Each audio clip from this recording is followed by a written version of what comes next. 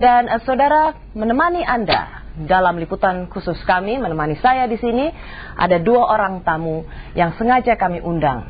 Mereka memiliki kapasitasnya masing-masing untuk menceritakan seperti apa sosok mantan Presiden Soeharto. Yang pertama adalah seorang budayawan, MH Ainun Najib. Mengapa saya undang kembali? Karena ia termasuk salah seorang yang disebut tanda kutip wali songo, begitu. Karena satu di antara beberapa tokoh yang mengikuti detik-detik Pak Harto mengumumkan pengunduran dirinya atau saat-saat reformasi. Dan yang berikutnya adalah seorang analis politik dari Sugeng Saryadi Syndicate. Dia adalah Mas Sukardi Rinakit.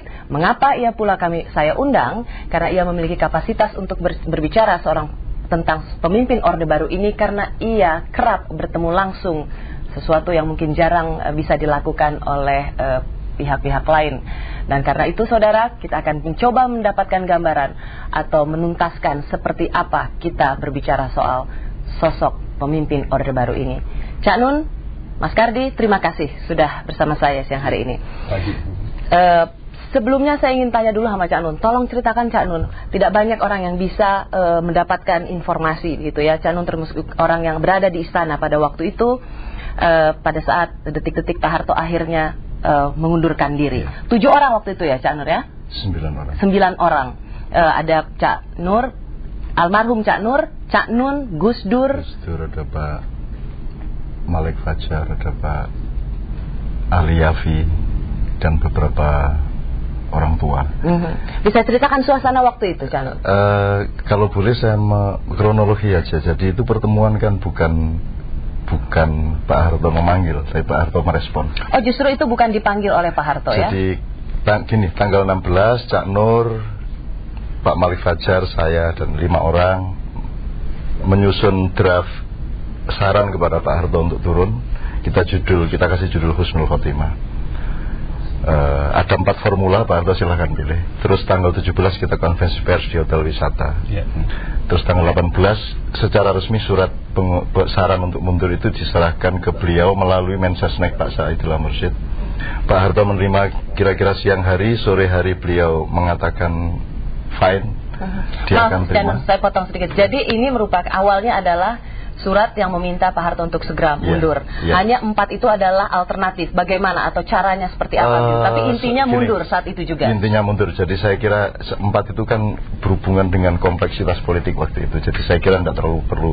Yang penting Pak Harto mundur. Terus habis menjelang maghrib beliau mengatakan bahwa beliau setuju dengan saran itu, sehingga habis isya beliau telepon Cak Nur, saya dan seterusnya, untuk menjamin bahwa kalau dia turun itu akan aman peralihannya. Maka dia pengen ketemu sama 5 orang ini. Terus kami omong-omong, kalau gitu dilengkapi deh 9 orang sama orang-orang tua. Ada Gus Dur, ada Ali Yafi. Maaf Cak Nun, 32 tahun berkuasa, memimpin, dan ada format untuk turun saat itu juga. Begitu mudahnya keputusan itu dikeluarkan? Iya, memang karena gini, kalau hitungan saya, Pak Harto itu tidak takut sama mahasiswa, Pak Harto tidak takut sama militer, tidak takut sama. Tapi kalau rakyat ngamuk, menjarah. Meskipun waktu itu gedung DPR MPR sudah diduduki. Iya, yang paling ditakuti Pak Harto kalau setahu saya itu rakyat menjarah itu. Kalau rakyat sudah out of control, itu dia sudah merasa hancur. Karena ya sudah, itu kan lambang dari dan itu ada di luar kalkulasi politik Pak Harto waktu itu. Kalau mahasiswa dia punya rumus, intelektual punya rumus, seniman punya. Tapi kalau rakyat menjarah sampai setingkat itu dia kaget, dan akhirnya dengan mudah dia menerima saran untuk turun. Pak Amin Rais memang sudah kami sepakati dalam sebuah rapat di Jalan Indramayu 14 untuk tidak ikut dalam 9 orang itu, meskipun Pak Amin tokoh utama pada waktu itu. Pertimbangannya psikologis saja. Pak Amin ini kan macan dia. Nah, Pak Harto ini kan seniornya macan. Jadi kalau macan ditabrak macan, dia pasti nggak mau turun. Yang 9 orang ini bukan macan? Oh enggak, saya kan cuma tikus, Gus Dur kan tapi nggak ada kelinci kan. Saya kan cuma apa. Nah, Pak Harto justru kalau dihadapi dengan cara yang kalau bahasa Jawanya ngelangkain dasi gitu ya. Jadi Raja Jawa itu jangan dipegang kepalanya di atas, gampangannya begitu. Dia harus dijunjung dari bawah. Dan Pak Harto sangat mudah. Jadi ketika kami ketemu 9 orang tanggal 19 Mei 98 itu tidak ada diskusi. Itu sudah formalitas saja bahwa Pak Harto memang akan turun, cuman ibarat orang nikah ada resepsinya gitu. Tapi sudah pasti. Jadi sebenarnya pada tanggal 21 ya waktu itu kan Pak Harto resmi mengatakan bahwa akan berhenti dari jabatan presiden. Sesungguhnya itu keputusan yang sudah dibuat beberapa hari sebelumnya. Tanggal 18 malam.